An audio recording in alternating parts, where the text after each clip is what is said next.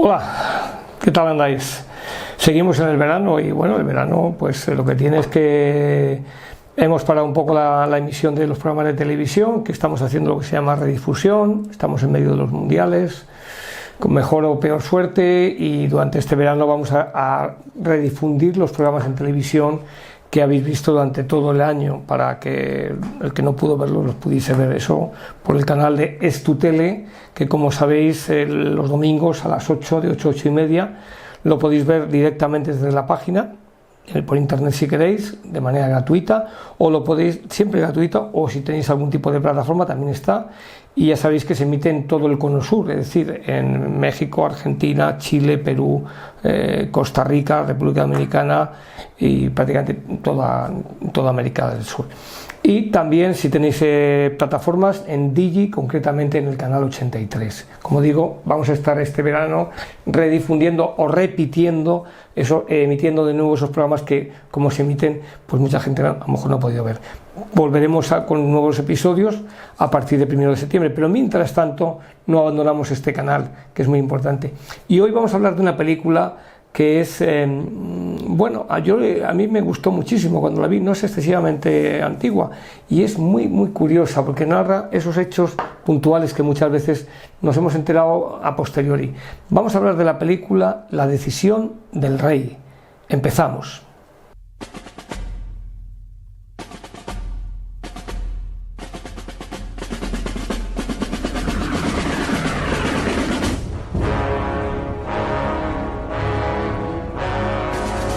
La decisión del rey, una película del año 2016, una película noruega de unos 133 minutos, lógicamente en color. Aquí que estén tranquilos esos directivos de esas cadenas que vetan el blanco y negro porque no lo han visto ni saben apreciarlo. Por lo que sea, no vamos a explicarlo ya. Si no lo entienden, no lo podemos explicar, con todos los respetos del mundo. Pero aquí se habla de un hecho histórico en la historia de Noruega, y es la invasión alemana que se produjo entre el 8 y el 10 de abril, igual que hemos hablado de Dinamarca en la película esa llamada 9 de abril. Pero aquí nos habla de la figura del rey Haakon VII, y ese rey Haakon VII se enfrentó a un dilema, y el dilema era que por un lado su ejército no estaba preparado como el alemán, y por otro lado tenía las presiones del propio gobierno noruego para rendirse y hacer que Noruega fuese un país satélite de la Alemania nazi en los primeros días de la Segunda Guerra Mundial, cuando los únicos que se oponían ahí un poquito eran los británicos, porque los franceses también, pero luego fueron merendados, es la palabra, en junio de 1940. Entonces, aquí nos encontramos con que es un relato histórico de la decisión que toma un monarca que se enfrenta es un hombre ya que tiene una cierta edad, que tiene al hijo que es mucho más joven, mucho más que el hijo Olaf, que pregoniza la idea de luchar hasta el último hombre, en fin, la juventud, y él tiene que lidiar con un gobierno que están claudicando a las presiones de los alemanes, no del embajador alemán. El embajador alemán que era Kurt Brauer no era nazi, incluso intentaba de alguna manera que no hubiese derramamiento de sangre, y sobre todo que no hubiese una invasión militar en contra de la oficialidad alemana, que buscaba esos deseos más que de invasión, de anexión de Noruega, ¿no? Bueno, hasta ahí nos encontramos con la situación en donde está situada en 1940. Esta película es del año 2016, una película histórica noruega. Jesper Christensen es el que hace, y muy bien, de este rey Haakon VII, que va a tomar una decisión. Lo voy a dejar ahí para que la podáis buscar, La decisión del rey. Aquí hay varias cosas, aquí no hay un personaje.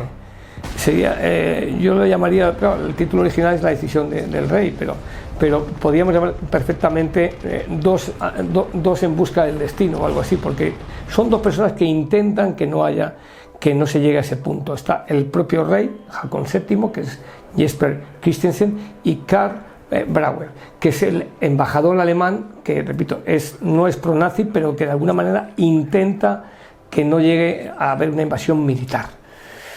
¿Qué ocurre? Pues que durante la película vamos a asistir a cómo la familia real noruega recibe órdenes de que la frontera está siendo, primero está a punto de ser invadida, con lo cual retroceden y van iniciando una retirada de donde se encuentran, una retirada a través del territorio noruego, buscando un punto en el que poder seguir ejerciendo junto con el gobierno en la dirección del país. Bien. Hasta ahí bueno, parece normal, pero ahora aquí empezamos a ver. Hay otra persona que es el embajador alemán. El embajador alemán intenta de alguna manera convencer al gobierno de que es mejor colaborar con los alemanes, pero desde un punto de vista práctico, para evitar derramamiento de sangre, para evitar aniquilaciones, para evitar combates, y sobre todo porque el ejército noruego, igual que pasaba con el danés, es infinitamente inferior al ejército alemán, que es un ejército que desde el año 1933 ha estado construyendo una maquinaria de guerra. Claro, pues claro, es que los alemanes construyeron una máquina de guerra. Bien, yo os invito a que leáis las memorias de Churchill, que fue premio Nobel, a que veáis la historia de la Primera Guerra Mundial y que veáis los acuerdos de paz que les impusieron a Alemania al concluir la Primera Guerra Mundial. Es prácticamente imposible que con ese caldo de cultivo no generes una Segunda Guerra Mundial. Es prácticamente imposible. Porque si veis las condiciones, ya no económicas, sino las condiciones sociales y militares que le pusieron a la República de Weimar, es imposible. Es imposible que tú no generes ahí un espacio de, vamos a decir, de revancha. Porque estás provocando un sentimiento de, incluso hasta lugares de Europa que fueron separados. Austria y Hungría fue partido por la mitad. Eso hay que dar las gracias al magnífico negociador americano Wilson, que llevó a Europa y poco menos que era el pachá, ¿no? Era el Trump de todo esto, y cortó por la mitad al imperio austrohúngaro, lo estranguló. Preguntaron a un austriaco si le gusta tener salidas al mar. Claro, ya no las tiene. Pero es que incluso en Alemania lo que hicieron fue que dejaron un lugar que se llamaba Danzig, y había un pasillo, un tren que iba desde Alemania, cruzaba Polonia y entraba en Danzig para darle salida a Polonia al mar. O sea, un pan con tortas. Está provocando que la siguiente generación sienta deseos de revolverse contra eso. Eso es impepinable. Bueno, pues con eso nos encontramos precisamente en este 1940, que Alemania se está expansionando, porque no le han dejado crecer. No ha habido un acuerdo, un entente cordial de decir vamos a intentar que Alemania sea también parte de Europa. No. Ha habido unas limitaciones brutales. Incluso a su propia armada le han impuesto una limitación de que solo puede tener el 33% de la capacidad de la armada británica. Os imaginaros, aquí se habla del 5%, que sí habría que pagar más. Os imaginaros que un país le dijese al otro, tú solo puedes tener el 33% de mi ejército. Eso sería una humillación. Pues eso es el caldo de cultivo que provoca eso y más cosas en el ingrediente, la fórmula de la Coca-Cola. Provoca esa Segunda Guerra Mundial y provoca esos movimientos, en Italia menos, pero sobre todo en Alemania, de revancha, de queremos salir de aquí. Bien, pero eso no justifica, por supuesto, las invasiones alemanas, pero es el origen, el origen está ahí, en el final de la Primera Guerra Mundial. Aquí nos encontramos con que, repito, la historia me va contando cómo el rey va retrocediendo y hay diversas acciones bélicas. Y repito, hay dos personajes fundamentales, el rey y el embajador alemán. El embajador alemán que intenta apaciguar a las huestes militares germanas que quieren atacar a toda costa y que atacan inicialmente con pocas unidades, con unidades de paracaidistas.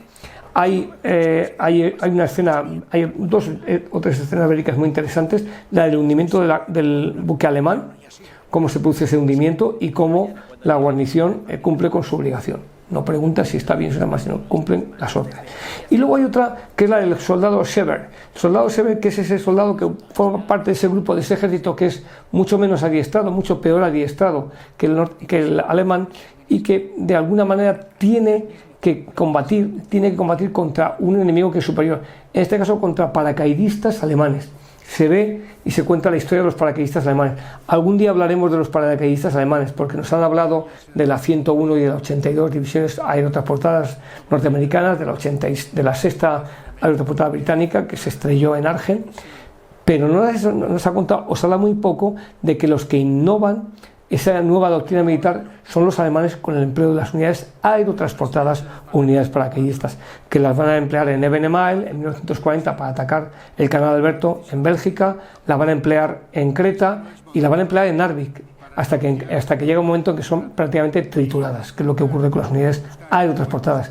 Tienes que tener muchísima capacidad aérea y tienes que tener luego unos objetivos muy claros, si no los mandas pues al matadero, como pasó en la operación Merkur en el ataque a Creta, que fue una victoria que luego no les sirvió de nada. No me digáis por qué, porque luego no emplearon lo que tenían que haber hecho con esa isla de Creta, que era ayudar al que estaba en el norte de África, que era Rommel. Pero bueno, esas son las ineptitudes o ineficacias del mando, ¿no?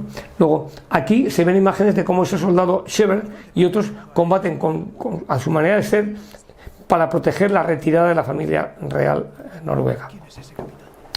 Y luego también decir finalmente, pues eso, que se enfrentan a unidades paracaidistas que llevan aquí los emblemas del ejército del aire alemán, de la Luftwaffe, y que son paracaidistas, porque los paracaidistas alemanes surgieron en el ejército del aire, no el ejército de tierra, surgieron en el ejército del aire por obra de un hombre que era un visionario alemán, que era el general Student, que era el que creó y el que atacó ese fortín de Ebenemael, que había 1100 hombres en ese momento con 70 paracaidistas. Eso es otra historia. Mirad qué pasó en Ebenemael, como 72 paracaidistas de ingenieros zapadores tomaron un fuerte en el que había 1100 belgas. Ahí lo dejo. Esta película tiene otra cosa muy importante, y es la debilidad de los gobiernos. Nos cuenta la debilidad. Esos políticos que lo que quieren es salvar su trasero a toda costa, su status quo, su posición. Vamos a negociar, vamos a hablar. No. Y luego el rey, que el hombre no quiere tomar una decisión porque intenta que la solución venga dada, pero la que le presentan no le gusta.